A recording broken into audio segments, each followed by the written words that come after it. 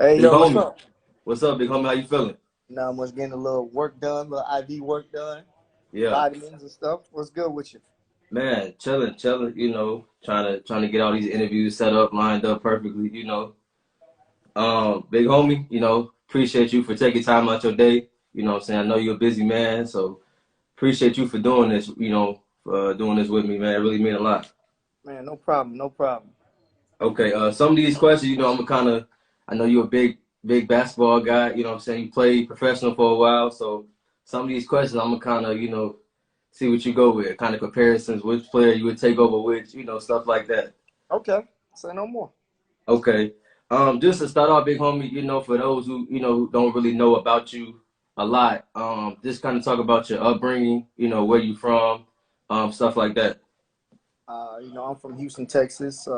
I was born in Washington D.C. though, but I grew up in Houston, Texas. So I don't claim D.C. because we left D.C. when I was 2 years old. But Okay. I'm from Houston. My dad played in the NBA for 15 years, coach in the league. He's still coaching the league. So it's really a family business, a family thing. I knew what I wanted to do at the age of 4. I wanted to play ball. But a lot of people don't know I was a hell of a tennis player. I was top 50 in the country in tennis. So I was Wow. supposed to go to college for tennis and basketball. But I decided just to stay with basketball even more.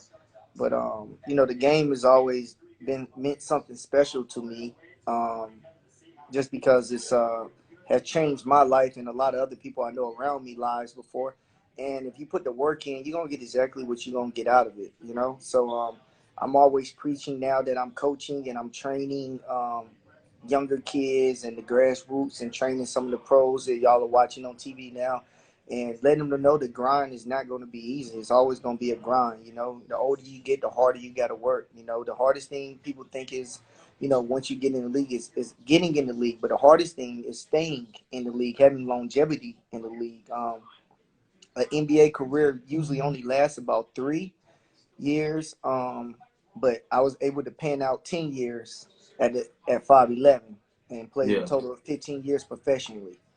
So I'm always preaching, don't cheat the grind. You got to do the work. If you want, you're gonna get whatever you want out of it if you put it in it.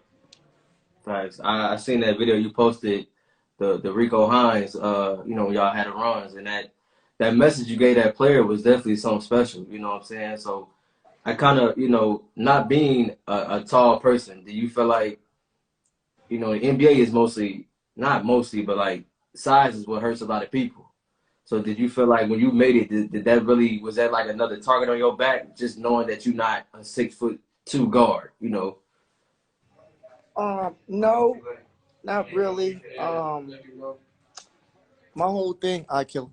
My whole thing was protect my name. I always play with a chip on my shoulder. I always play with a chip on my back because I didn't play AAU basketball, Okay. and I'm named after my father. So a lot of people growing up used to think I used to get all the accolades and stuff because of who I was. And I averaged 30 points a game in high school, led the whole state in scoring, 3,700 points in 3 years. I didn't play varsity my freshman year because our high school coach had a rule where freshmen had to play on the freshman team. On my freshman team, I had 2 other NBA players with me. Emeka Okafor, who was the #1 pick, and I had Lawrence Roberts, who played 4 years in the NBA for the Memphis Grizzlies. And we all, me and Lawrence ended up going to Baylor together. So I played tennis instead of basketball throughout the year. I only played basketball for like 3.5 months, high school season. And I just trained the rest of the time. But then I was traveling for tennis every weekend, like these kids now are traveling for AAU. Yeah. So to me, I just worked on my game. I just started my foundation. I wanted to build a strong enough foundation where I could end up playing as long as I want to and forever long as I want to. Yeah. So I know you kind of said your pops played ball and tennis was your first sport, but what was it for you that kind of made you, was pops the one that asked you like, here, try basketball out, see if you like it, or was that just something you was like, look, my pops did it, I'm gonna try it, I'm gonna give it a shot, and it turned out to be the sport for you. No, basketball was my first sport. I didn't pick up Okay. tennis until I was in 7th grade. Oh, okay, okay, So okay. basketball, and then once basketball season ended, I'm a big firm believer like kids should play all sports. Yeah. I never wanted to be in the house. I've always wanted to be outside. So once Okay. basketball season ended, I was either baseball, soccer. I played everything. I played lacrosse. I played You did hockey. everything. I played everything. I didn't want to, Okay. now kids only like picking one sport to play, but all the sports in my mind translate to something that you want to do. So when I got to, so I played every sport until I got to high school, and then my dad was like, "Okay, you can't play every sport. Let's focus on two sports." So the two sports I focused on was tennis and basketball because he played tennis and basketball, and I've always been in competition and wanted to compete against my Okay. pops. Yeah. So when I played tennis, it translated over to the basketball court, cutting angles off, lateral movement, on it, front and back. And one thing tennis got me was being mentally strong, mentally tough, because it was just me out there. I didn't have Yeah. four other guys. If I had a bad game in basketball, I can rely on the Mecca Okafor or Lawrence Roberts or Jared Williams, like my teammates, to kind of let's like get this win if I'm not having a good game. But in Yeah. tennis, if I wasn't having a good, I had to like dig deep inside of me to get myself back and lock in. So it made me mentally tough more than anything, where I feel Facts. like I could accomplish and will my way into doing anything.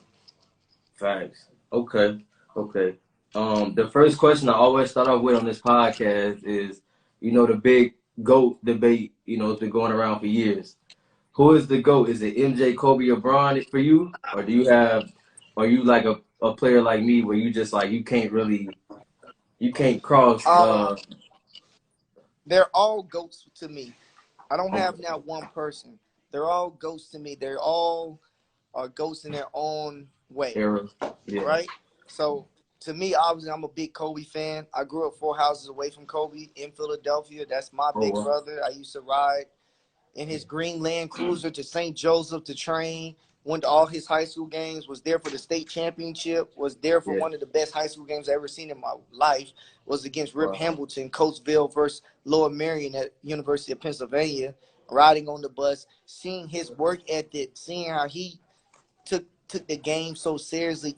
Trent and me being in sixth grade watching this, like it's only two players ever to come out of Ballard Kenwood to make the NBA. That's myself and Kobe Bryant. Wow. So it's and then being around MJ at a young age, I got every pair of Michael Jordan shoes signed and autographed from his rookie year that he played in. I've been a ball boy since I was 4 years old, all the way until I was a senior in high school. Like I got stories for days. Like just being around MJ, going to the barbershop with him and my dad on the south side to Nero in Chicago when the Bulls played the Milwaukee Bucks in the playoffs. Yeah. Him and my dad are good friends, both from North Carolina. My dad is the one who introduced him to David Folk, who's his agent, who was my Wow. agent when I started off. My godfather is the president of Jordan Brand. So it's really uh, a crazy life if you want to think about it. You know what I'm saying? Man, I So remember I seen your live one day, man. Your shoe game is crazy, bro. yeah, but Shoe like and game then is being crazy. like being around like that, seeing how to carry myself, seeing how to react to certain things. Not too many things like excite me when I got to the NBA because I've already done it. Yeah. So to me, I just always respected the game. And I learned that from my pops, and I learned that from my godfather, George Gervin, who taught me how to finger roll. I Yeah. ain't just teach myself. I had my godfather, who's the inventor of the finger roll, actually work with me before the San Antonio Spurs game, how to finger roll, how to work on jelly. Crazy. Well, y'all call it jelly now, but then they Yeah. call it English. It was either English or it was Spanish. Like everything that Kyrie and all them doing now, they call it jelly, but in my day they called it English. Bingo. And if Yeah. you spin it the other way, it's Spanish. So Yeah. and I learned that from George Gervin. So and then my dad being the head coach of the Cavs at the time when LeBron was in high school, and my brother playing on the same AAU team as Bron, the Akron Superstars, who Coach Drew was my little brother's coach. So me coming back from college to the summers to Cleveland, I got to see LeBron as a junior, and I never heard of him or who he was until I came back to school, and my dad was like, "It's a kid up here that's better than Kobe." I was like, "All right, yeah, whatever." Like, yeah, like Nobody's better than KB in high school. Yeah. And the first time I seen him, it was at University of Akron. We was playing in the back gym. Yeah, he ain't really show me nothing special. You know, I was just like, but then my dad started letting him come to the arena, to the facility, and train with him and some of the other NBA players and like the rookies like DeJuan Wagner, myself, Carlos Boozer. You know, my dad used to let us, you know, play against the NBA players. And, you know, we all in college now, myself, Lawrence Roberts, and all. So we was like, kind of like, nah, we going to be in the NBA too. So we going to go right at him so we can see where we at. Yeah. And he put LeBron on our team, and we wouldn't pass the ball to LeBron. We didn't know, he in high school. Like who is that? And my dad, like, stopped. He was like, God damn it, pass the ball. And I was like, man, here. I threw him the ball. I kid you not. He was on the right-hand side wing. He crossed over Bimbo Coles. He jumped in the air. Chris Mims, Sagana Diop, and Carlos Boozer went to go try to block it. He jumped on the right-hand side. He reversed underneath the goal. He dunked the ball without even looking at the rim, landed, and kept it going. From then on, we gave him the ball every time. We gave him the ball every time. Okay, so you got an early glimpse of, you know, the Kobe in the Bron, so you knew ahead of time they was gonna be special. Just seeing them at a younger age. Yeah, for sure. Wow. Yes. So, you know, so it's just, I've always been around the game, and luckily I've always been around the next and up and coming ones. Yeah. And I love the game. Facts. Now coming up, you know, when basketball, you know, when you were working on your game coming up as a shorty, who was somebody in the league that you looked up to, that you was constantly watching film on, you know? Because, like, for me, not just being from Chicago, but Derrick Rose, you know what I'm saying? Derrick Rose is somebody everybody looked up to. AI, you know, stuff like that. So who were you? I know you had, you know, you got the big names in the fam and stuff like that, but who were you watching? Oh, Bubba Chuck. Oh. You know, AI, Dana Barrows, Damon Stoudemire, Muggsy Bogues, Spud Webb. My dad was like, "You're not gonna be tall. I married your mama." He always used to joke. Like my dad said, if I didn't marry your mama, I would have had 2 first-round lottery picks between me and my little brother. But my mom is, you know, short, so we took after my mom's side. But I watched AI as my big brother. He used to come to my high school games. Steve Francis, Katino Mobley, Sean Colson.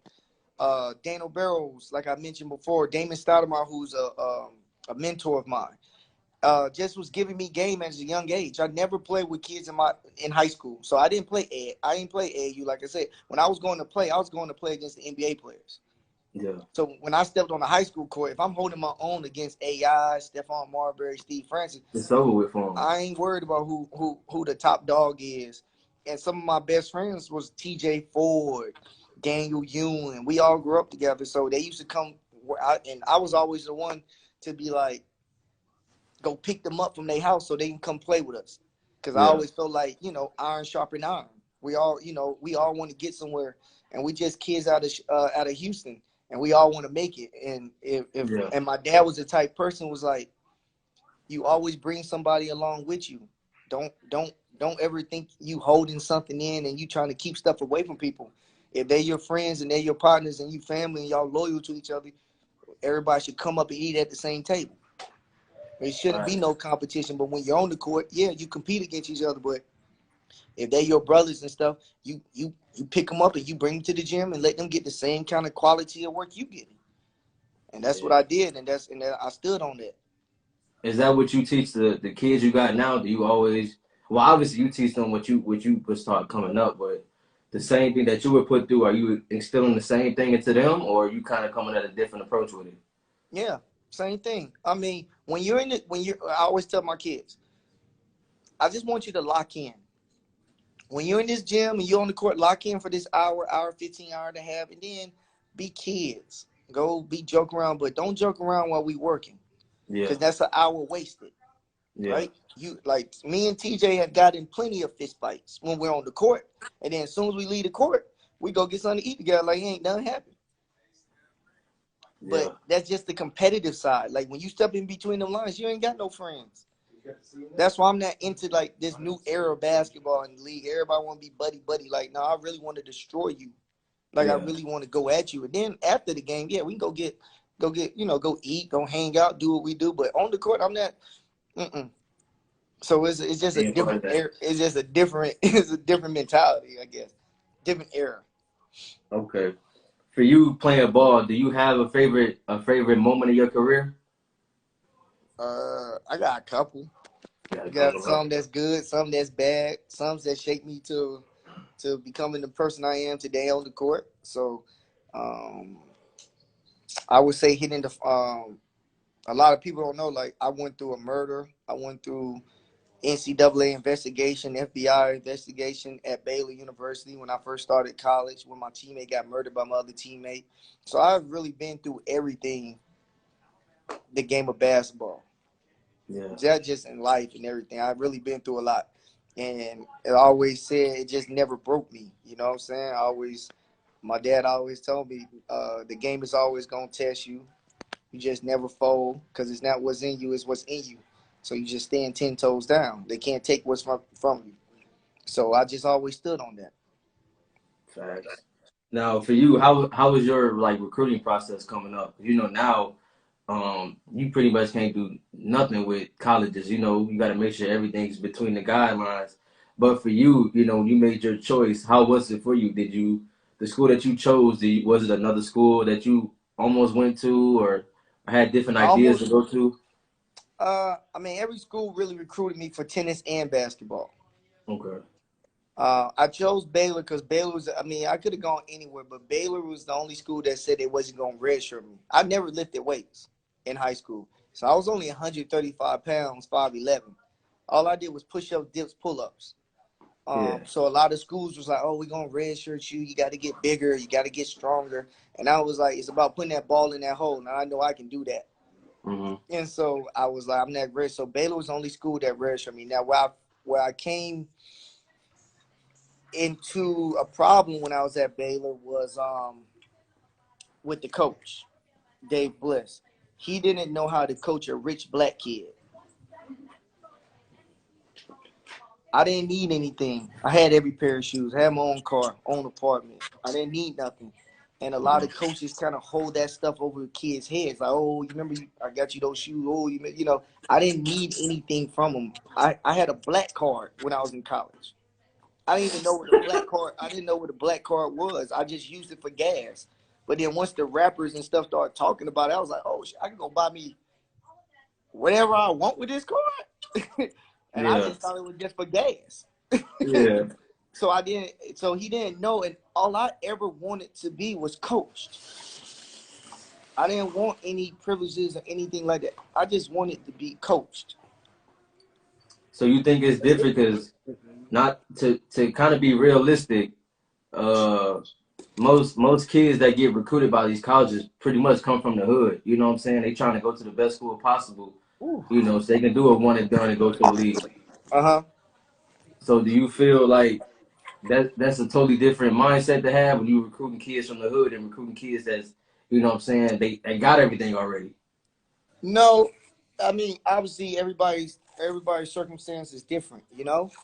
Um, it takes it. I think a lot of thank you. I think a lot of people need to give these young kids jewels, like give them game, give them what they're getting into, and that's all I try to do. Because if you take something, you know that something's gonna come back in return. Yeah, Nobody's giving you anything for free. They yeah, might start off doing it, but and eventually it's gonna you make it. Hey, you remember this? Hey, you remember when I've always been taught, and I've always been raised by a lot of OGs, and I've always soaked in every game they given me. So I was in a different because I grew up when my dad was on the other side of the tracks too. mm-hmm. So I've seen he never hid anything from me. So I got to witness the good and the bad. Facts. So even though I like all my friends, I like the kids in my neighborhood and the kids where I live at, I can't relate to them. Those not my friends.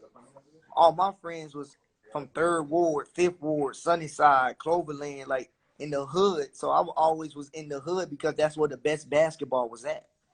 Facts. I'm not gonna get better playing against Tommy and Billy and Ryan, my next door neighbor. But when I go play against, Kareem and them, and they whoop de whoop, Yeah.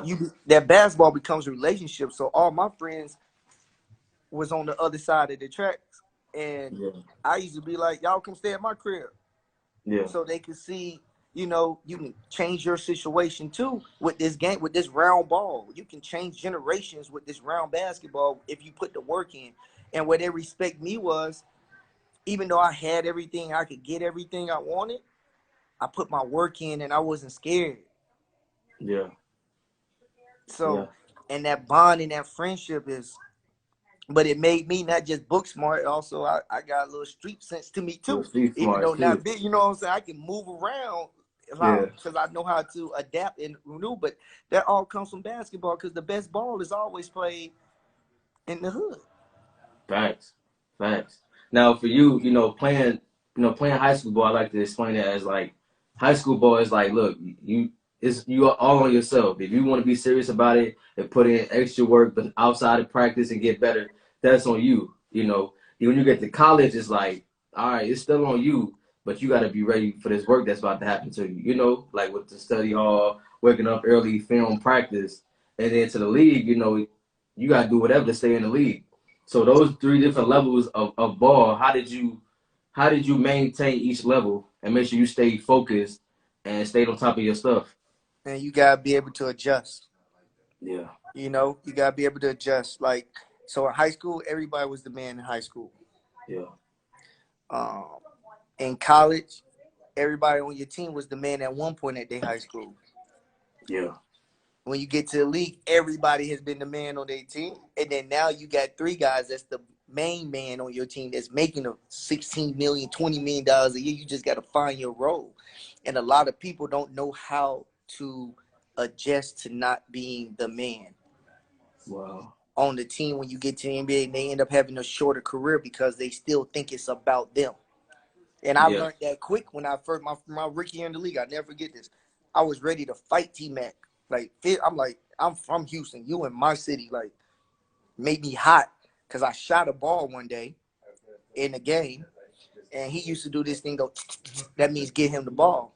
Well, I No. was wide open, so I shot it and made it. And then he went to Jeff Van Gundy and had Jeff Van Gundy take me out the game because I ain't passed him the That's on the ball. ball.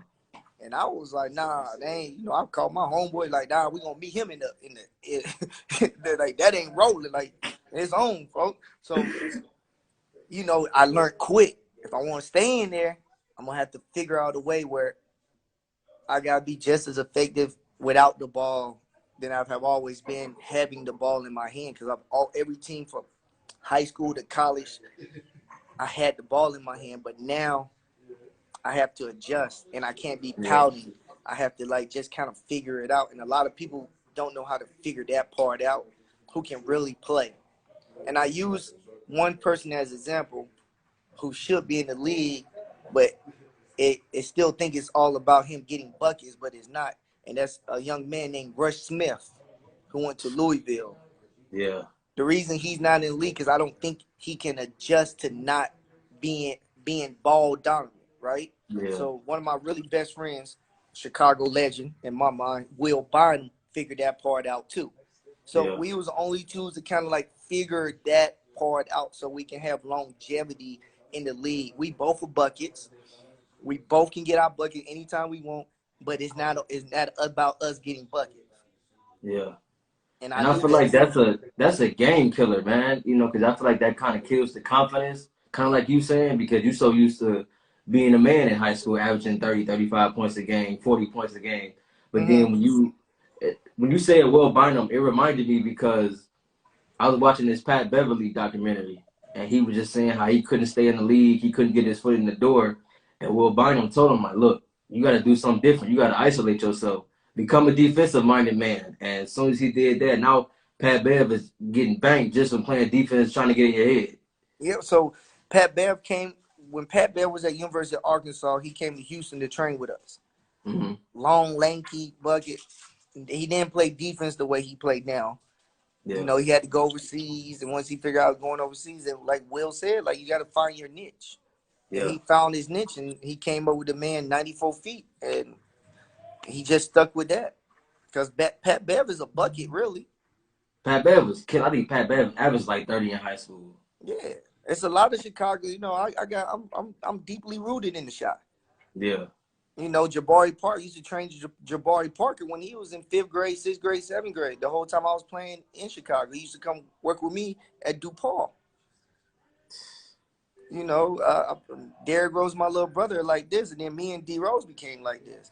Luther Yeah. Head was a teammate of mine. He's like this. D Brown, you know, Shannon Brown, Sean Darkety, like all these guys. Like, you know, the Yeah. basketball world is big, but it's really small. It's a fraternity, so you're going to come across the top dogs when you are considered one of the top dogs.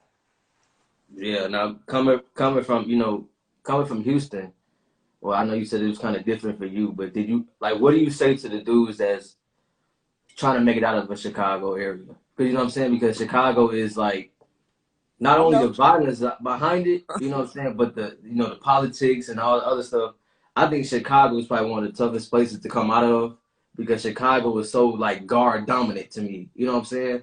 Like every person you could think of from the shop mostly was a guard at some point in their life. So what do you tell the younger generation that's like, okay, I feel like this dude is ranked and I'm not ranked. You know what I'm saying? This dude is getting college offers. I'm not getting college offers.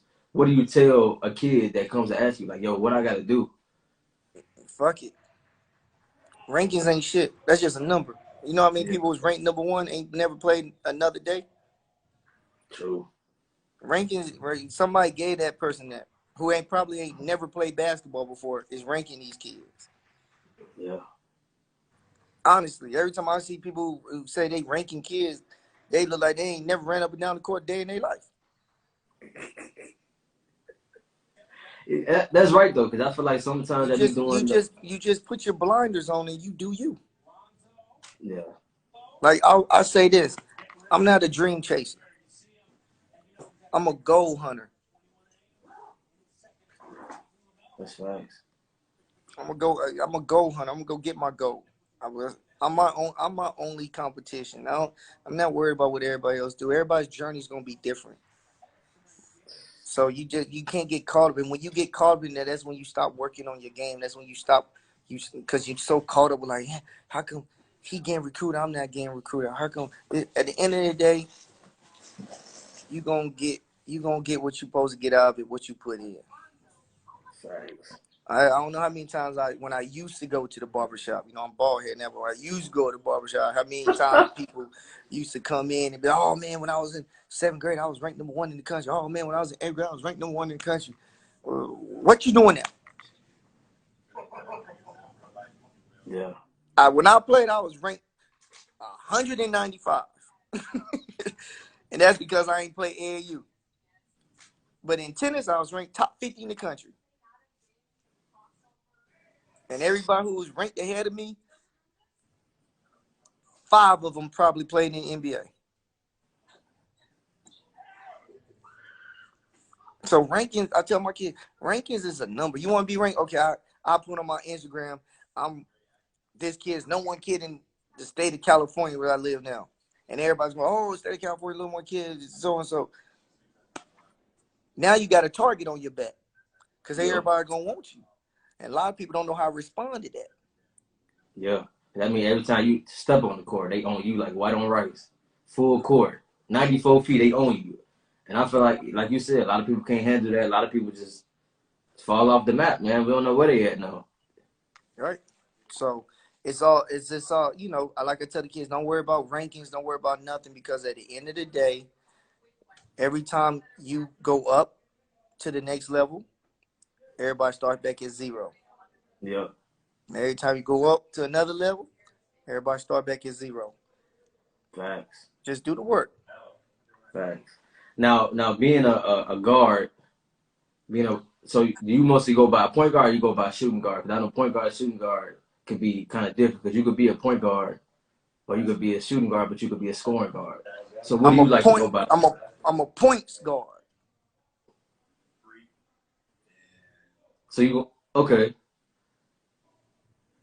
You don't get. So I'm a you points guy. okay? I'm just a Okay, ball player. You put me at the 1, put me at the 2. I'm a get. You put me at the 3. I'm gonna get it how I get it. Just figure it out. thanks. Now I was asking because if you can give me your top 5 all time at that position. At what position? Point guard? That's what I'm saying. So if you want to go by point guard or shooting guard, I'm gonna try to see which one you're gonna go all Well, time at that. technically, if you look at my size, people would say I'm a point guard, but to me, I'm really a 2 guard. I'm a Okay. scorer. Okay. So I'm give a me your. So I'm gonna give you the harder one. So give me your top 5 point guards of all time that you oh think. John Stockton. Obviously, I got my pops. Um, Damon Stoudemire. Uh, Magic. I just go by now. We can go to with this era. I know who I was considered in this era.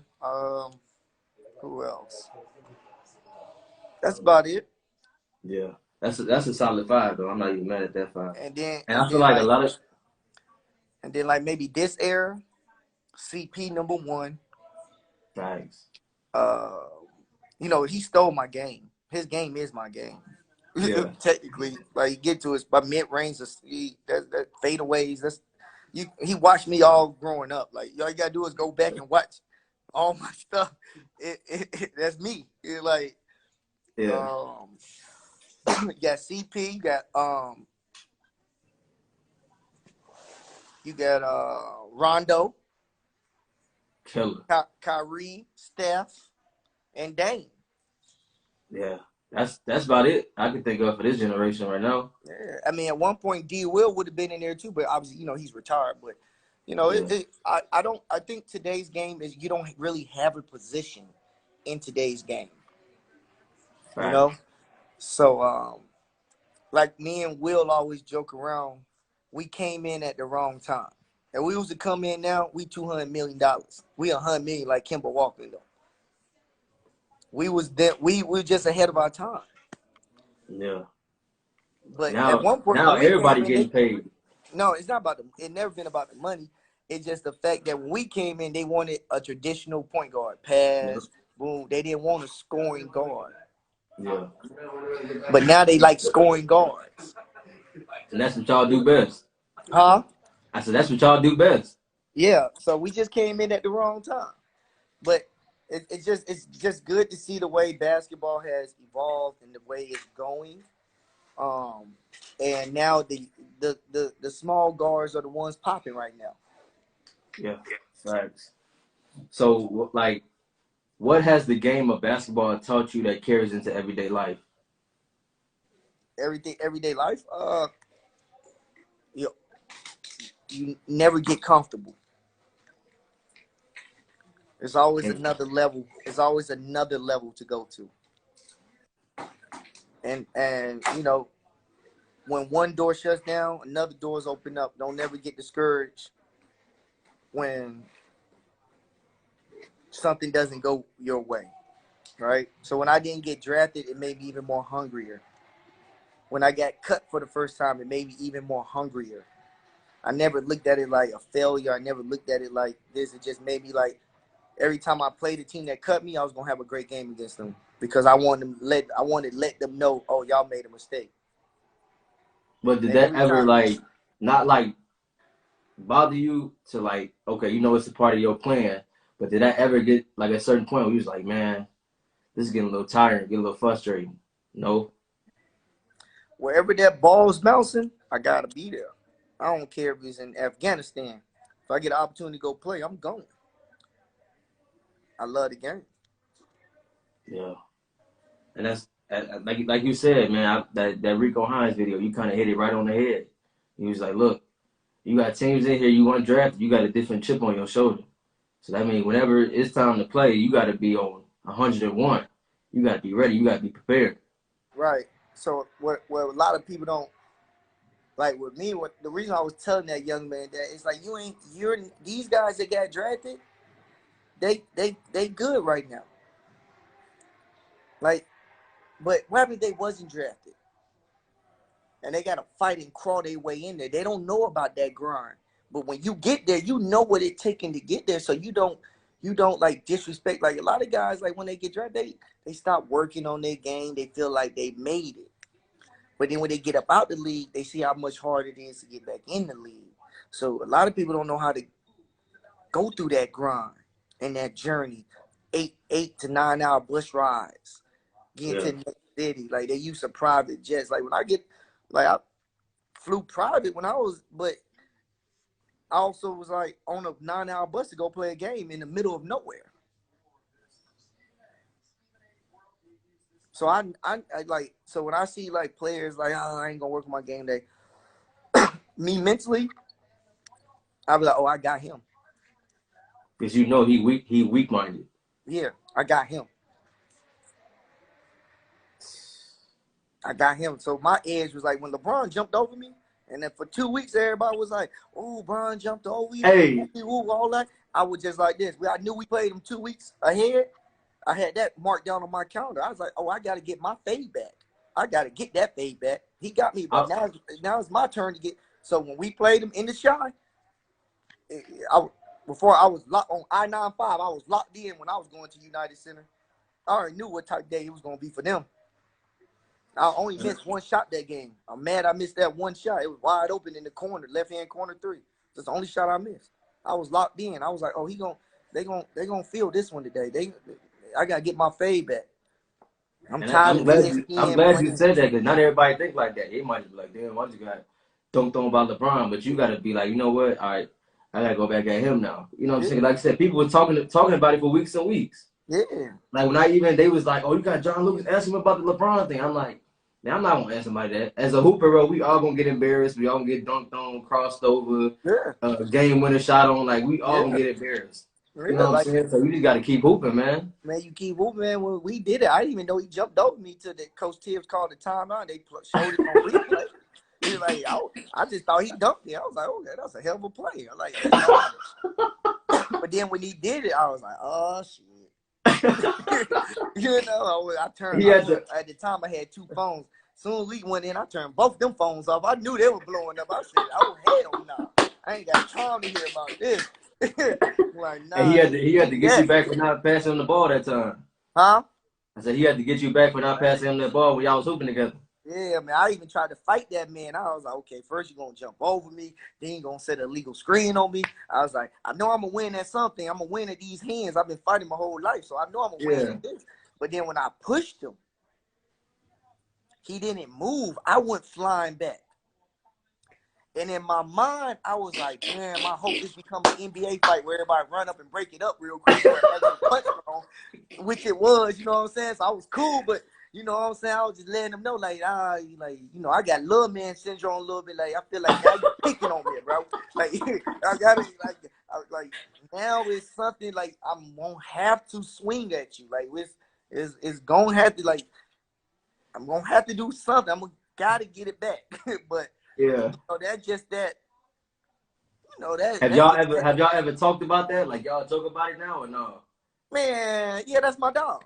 You know, that's what I'm saying. Y'all ever been like, hey man, remember that time you jumped over me, man? I want to sock you real quick. No, man, you know, that's my dog. I mean, it's a basketball play. It's part of the game. Yeah, I got the sticker on my computer. Him jumping over me. I was like Googling my name and somebody made a sticker of like LeBron jumping over me. I ordered that motherfucker, put it on the back of my computer. I was like, man, that's a hell of a play. I mean, I'm gonna be in the Hall of Fame. My picture's gonna be in the Hall of Fame. When LeBron go in the Hall of Fame, that's gonna be a picture that's in there. So Lucas is gonna be in the Hall of Fame.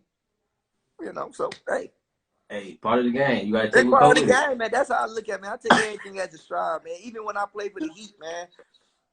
And I park into the arena, you know, when you walk into the arena, like parking to where the players at, they got all like the championships and all like nice highlights and stuff. One of the biggest posters in there is him jumping over me. And I put on my I don't even think Instagram was on then, but I put on my Twitter like, man, I gotta walk past this every day. This is a reminder every day of what this arena, you know, every day. But you know, that's basketball, man. I take everything as it is, man. Like I got my fade back. Like KD scored 66 at Rucker. I played in that game. The next night I gave KD 60. and then Nike Pro Am. So it's just like, yeah, you got me that day, but I'm gonna get you today. Yeah. If I don't get you today, I'm gonna get you the next time. I'm gonna get you sometime. You gonna remember. Sometimes I ain't gonna run. I ain't gonna tuck my tail in. I'm coming. Like, yeah, I'm coming. What's your favorite hooping shoe of all time? Jordan 10s. Which ones though? Any Jordan 10s. Any of them? Yeah, as long as they're the 10s. Any of them.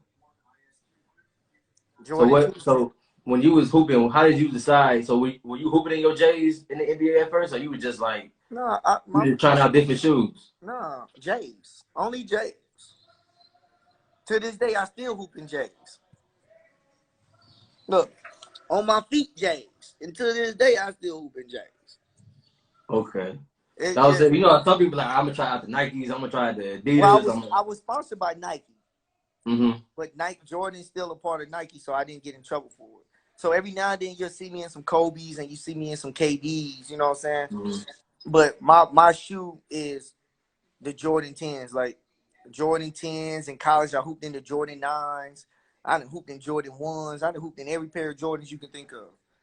I done played in the Tokyos. When I played in the Drew League, I played in the Jordan Tokyos, the 5 Tokyos, and people was looking at me crazy. I'm like, they basketball shoes. Nowadays, people just look at it for fashion. Yeah, I'm like, these basketball shoes. Okay. What's your favorite basketball movie, if you have one? My favorite basketball movie? Yeah. Man, so many, man. Because for me, mine is Coach Carter. Who? Coach Carter. With Samuel Jackson. Coach Carter, yeah. Coach Carter. Wow. Blue chip sunset part above the rim, like that's my area. Like when the old now you got Space Jam, blue chips. I think I said that already, but Hoosiers. Like Coach Carter's a good one. That's pretty much loving basketball. Somebody said that. That blew my mind. My young boy L Boogie said Cornbread Earl. I mean, he wasn't even born when that movie came out. He don't know nothing about that. He just talking. Hoop Dreams was a good one too. That was based in Chicago. Marshall High School. I watched that. I also like getting up on Fox watching Chicago Prep growing up in high school. So anything with basketball, I was watching it. I never wore N1 shoes, but I used to go buy the N1 shoes so I can get the mixtape, so I can watch the mixtape. And then I give the shoes away. I buy the shoes because you had to buy the shoes to get the tape. I used to get that, boom, so I get the tape. You can have these shoes. I ain't wearing them. So he got game. Like all of them is classics to me when it comes to basketball. Okay. Now this question right here, I'm gonna give you 2 names, and then for you, who would you rather have? Okay. Okay. Bron and KD. Ooh, that's a tough one. They 2 different players. I like people that get buckets, so I'm definitely going with KD. You got a credit card? Okay. Steph Curry or Dame? Who? Steph Curry or Dame? That's a tie to me. I like Dame. I like Dame because Dame got that I don't give a attitude when he out there playing. You know what I'm saying? So it's 2 different. Like Dame is really trying to drag you. You know what I'm saying? So, but Steph is gonna do it. Steph is, he's a player's son. His dad played league, so Steph know the game in and out. But Dame, you can tell he had to go get it out the mud. Oakland, he had to, and he still got that chip on his shoulder. Like he still, and I really saw it in the bubble when Pat Bev and all that were trying to do, and he went off and he was like, "Y'all better put some MF respect on my name." Like y'all know what time it is with me. Like those are the type players I like. I like those type players. Like all this friendly buddy where we want to. I ain't with all that. Like I want somebody who with it. You know what I'm saying? Who want to go through the trenches. They ain't gonna go through the trenches. He's somebody I know if I was to get into it and that's my partner, he gonna be front line with me. He ain't gonna be in the back door. So definitely. I'm glad you said that because Dame my second favorite player. So anybody be like, who the best point guard? I'm like, I'm going with Dame. My favorite teammate, D Rose. That's my dog right there. Yeah. Yeah, that's my man. Oh, cool. I train little PJ. PJ trained with me. So that's my dog right there. Yeah, Pooh. Houdini. Yeah. So how I gotta ask you now? I didn't even get to finish one. How was your time in the shop, man? That's the career. How was it, man? I'm sorry. I'm sorry. What you say? No, I'm saying, how was your time in Chicago? Like, that's my hometown. So how was Chicago? I know you said you come out here a lot. Well, You you know a mean lot that's of the my players. second home. Oh yeah. I was trying to make that home, but wifey didn't want me to because it's gray there. She liked the sunshine. Oh yeah. Y'all don't like she don't like them winters out here, huh? Where she went to Northwestern for masters. Appreciate it. So you said 46 weeks? Yeah, I bet. So I love Chicago, man. Okay, bet. I appreciate that. Thank you. Um, I got a lot of ties in Chicago. A lot of ties. Like Yeah. not just on the basketball side, but just in the city in general. So Yeah. Chicago holds a special place in my heart, though. Yeah. And that's kind of crazy. 'Cause I know I had big bro Fabian on here. He was saying how Yeah, like say that. Yeah, that's my young boy. yeah, That's so my young I boy. was chopping it up with him when I had him on here. He was like, yeah, that's OG. You know what I'm saying? I work out with him, cool dude. So I definitely got to try to get him, Yeah, get you on here. yeah, Fade, that's my guy. He Oh, Texas A&M. yeah, We know all the same people. Like so, Fade, he put that work in. He go hard in the gym when he in there. right, He really self-taught. yeah. Like And he he like a monster. He don't play, man. He on you. yeah, him, Jerome Randall. You know what I'm saying? My young boy Chase Adams. Yeah, Uh, yeah, Jalen Brunson. Even though he claimed New Jersey, but he did all high school in Chicago. That's my young boy. So that's yeah, why he wear number 15 because of his boy right here. That's my guy. Like yeah. it's just Okay. he used to when I was playing with the Bulls, he was a young boy. He used to come. I used to let him work out with me at the facility. His dad was my coach, was my assistant coach, Rick Brunson, on the Bulls staff at the time. Yeah. So that's my little brother. So Okay. My next one is James Harden or Luca. now Luka a bad boy, James a bad boy too, man. You know what? Yeah. I can't go against my city, man, because Luka played for Dallas and Houston. We don't really rock with Dallas like that too much. So Yeah. Okay. I gotta go with James anyway. Okay. Kawhi or Giannis. Kawhi all day. Giannis is not good to me. You don't think so? He can't shoot. And I get in arguments all the time in coaches' meetings when I was like, he can't shoot. But if you take away his transition, what is he good at? He can't beat you off the dribble. He can't get you a pull-up jump shot. You right, And because then Miami if it kind of exposed them in the bubble. if it ain't going north to south and he ain't on the transition fast break, what's he doing? Yeah. Jimmy Butler definitely exposed that of him though. That's a Texas boy, my dog, Yeah, y'all got some killers out there. I know Jimmy Butler Darren is Fox, oh yeah. Is Chad OG. Cunningham. Steven Jackson, he from Houston. Or he from He from Port Arthur, Texas, right outside of Houston. okay. But that's how far is that from Houston? Not far at all. 2 hours. He next to Oh, okay. Beaumont. Kendrick Perkins, they from Beaumont, Port Arthur. You got T.J. Ford, myself, Daniel Ewan, Daniel Gibson, Rashard Lewis. You got Jimmy Butler. You got RJ, the young boy who just got drafted. You got Maxey, who just got drafted from Kentucky. All them Texas boys.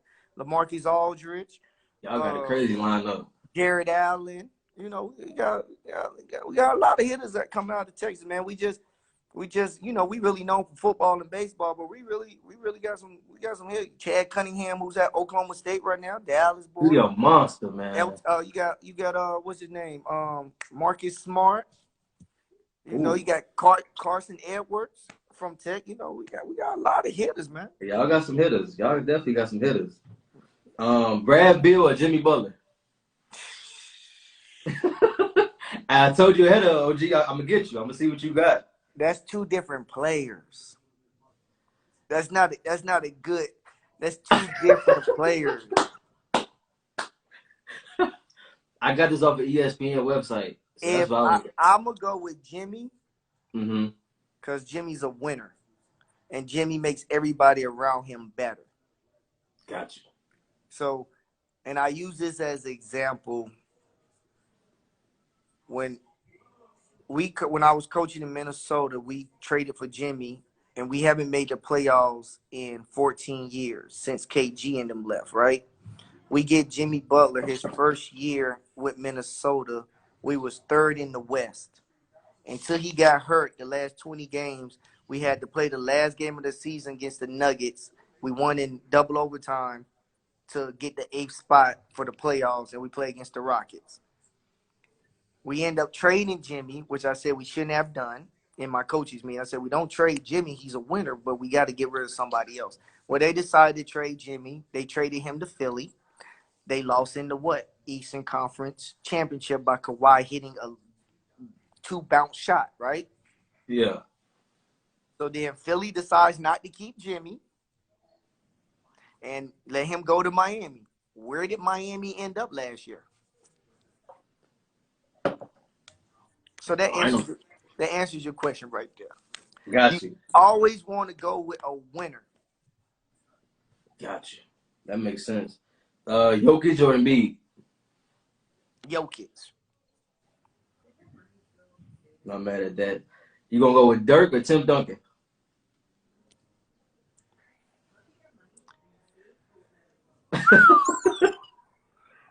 Man. I take the 5th on that one. Plead the 5th. I ain't gonna say Okay. Steve Nash or Jason Kidd? Plead the 5th on that one too. Melo or Paul Pierce?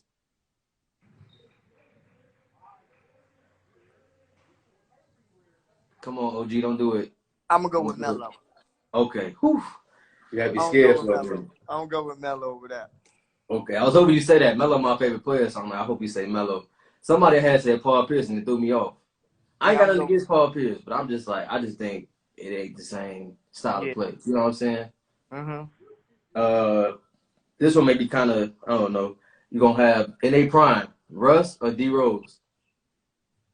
D Rose all day, man. What you talking about, man? Hey, man, at one point, man, let me tell you about Pooh, man. A lot of people don't understand, man. Pooh put fear in people's hearts. All y'all people that like these players now that's in the league that y'all think so good, they were scared of D Rose, man. I seen a lot of people fake an injury when we came into the city to play him, man. I ain't gonna mention no names, you know what I'm saying? But we used to call it the Rose flu. We used to call it the Rose flu. You go do all this killing. When we come in the city, you know, Chicago, bench mob, when we had the whole league on lock, nobody wanted to see that man. Nobody wanted to see him. I give it to one person who always was going right back at him. That was Chris Paul.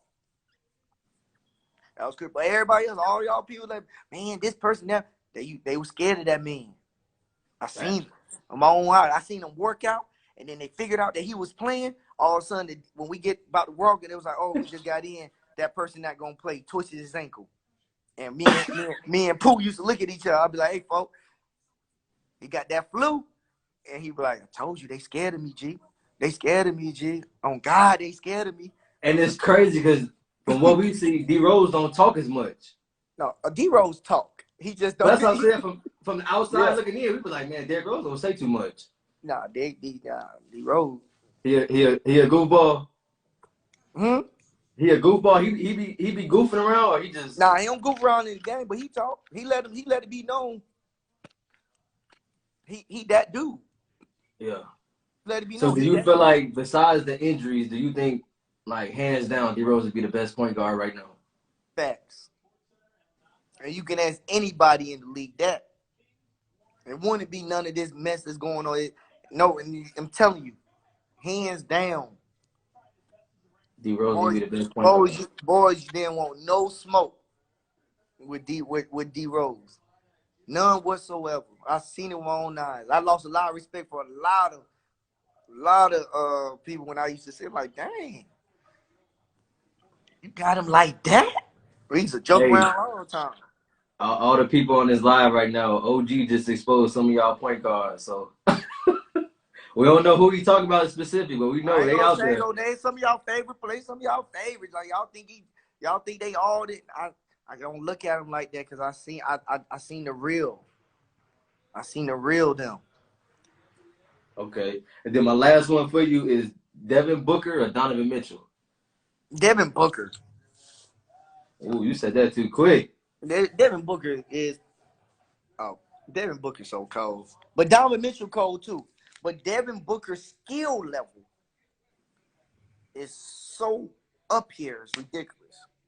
And I think that's showing that now with having Chris Paul over there. Oh, Chris Paul just gonna enhance it. Chris Paul is just gonna it's all gonna be on Devin Booker to like soak that game up. Chris Paul gonna give him because he gonna give him the right game. As you see now, they over there balling. And I feel like that's what you need sometimes. So do you feel like if you put Donovan Mitchell in Devin Booker's spot, it'll be the same situation? They two different players. Okay. Donovan Mitchell's like, how can I say this? Because I love Donovan Mitchell. He's one of my favorites to watch.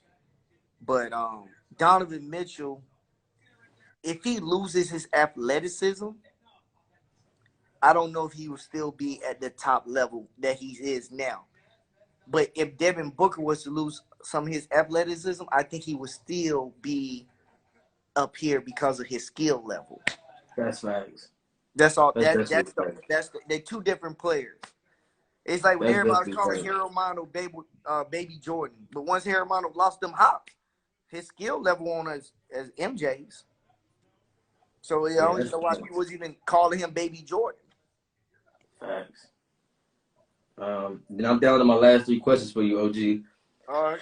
So for Houston, you said y'all got them hoopers. If you had to create a five from Houston, if you're gonna hoop across the world for money, what five you taking with you to rock out? So if you include yourself, give me a six. I would take Rashard Lewis. I mean, like in their primes, it's just naming names. Yeah, you can do it in prime. Yeah, in prime. Jonathan Simmons. Ooh. Rashard Lewis. D. Gibb. D. Fox. I'm just going by boys that can still play. I'm not even going to include myself. Daniel Ewing. TJ Ford. Dang, y'all. Carlos Hurt. A lot of people don't know who Carlos Hurt is. Google him. Google him. Carlos Hurt? Yeah, McDonald's All-American. He just got caught up. He had 1 foot in the streets, 1 foot out. Just got caught up. Went to Louisville. Went to Oak Hill. About man. Yeah, we got some hoopers. Man. I'll put the bag up on that one. On them. But you gave me an idea. So like last year me and Will already talked about this. I know what you're talking about. We was already trying to put this together where we was gonna have the people from Chicago come to Houston and play, and we was gonna go to New York and play. I told Truck Brian, I said we want all the smoke with y'all. Whenever y'all ready, I got the gym. Come on, bring it. Like that'll be fun though.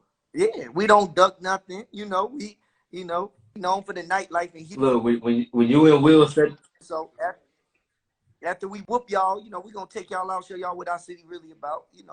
Hey, when y'all set that up, let me know. I gotta make sure I'm in the gym for that for sure. I need to see that. I'm gonna come in there with all my Chicago gear on. I'm gonna let you know. I used to come to Chicago in all y'all summer leagues, South Suburbs.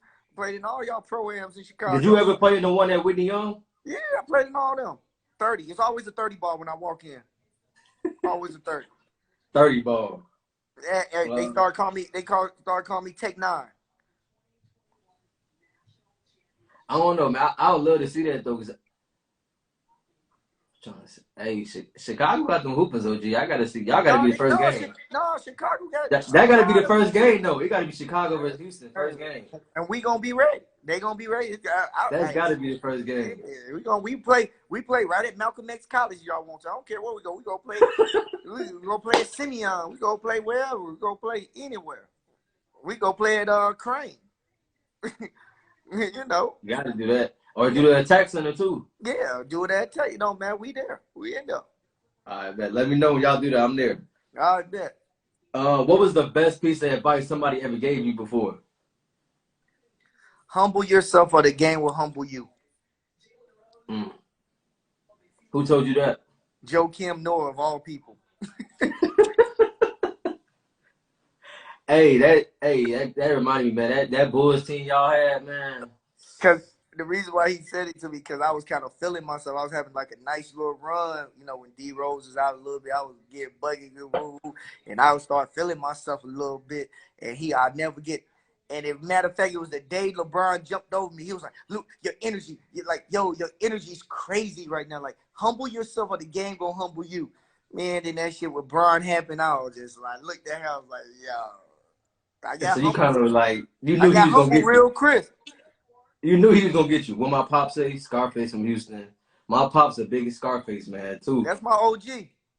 My pop's the biggest Scarface Yeah. man. As a shorty, Face I was Mob. bumping it. That's my dog. Yeah. I've been doing Face Mob since I've been in elementary, like middle school. He used to come to all my games. He go to my barber. So me and Face Mob play dominoes every Thursday when I'm at home in Houston. When we all in the shop kicking it, we play dominoes. Oh yeah. Okay. And then my last one for you, OG, and then I'm gonna let you go. Is who you think I should have on here next to get on here, tell their story, get to know them, get some some motivation to the youth. Man, just don't worry. Don't listen to outside voices. Listen to your inner voice. Mm-hmm. That's your ticket. You listen to outside voices, they not for you. But that inner voice, that voice that's inside you, that heart bump, that deep, that's what's gonna drive you. So always listen to your inner voice. Who should I have on here next though on the podcast? Have you had Will on there? I've been trying to get Will for the longest, man. I'll get that done for you, bro. I'll talk to Will today. I think you should have Will, the Chicago legend, Tony Allen. You know. Man, I can't get in touch with Tony. You cool with Tony like that? Man, he was in my wedding. He the godfather of my daughter, and I'm the godfather of his kid. Like that's my what? Like yeah, because I'm trying to get who I want on here. I was trying to get obviously Will Bynum, Tony Allen. I don't want to just stick to Chicago too. You know what I'm saying? So I'm just saying like legends. You know what I'm saying? Like you gotta get Shimmy. You gotta get Twan on there. You gotta get Antoine Walker on there. I mean, if you can get, it's gonna be kind of hard because he don't really be doing that. But if you can get Pooh on there, it's gonna shut it down. If I get Pooh on, that's probably gonna be the hardest thing in the world to do. I'll probably be the only person in the world with a D Rose podcast interview. It's gonna shut it down. But you got a whole bunch. You got the Matrix. Yep.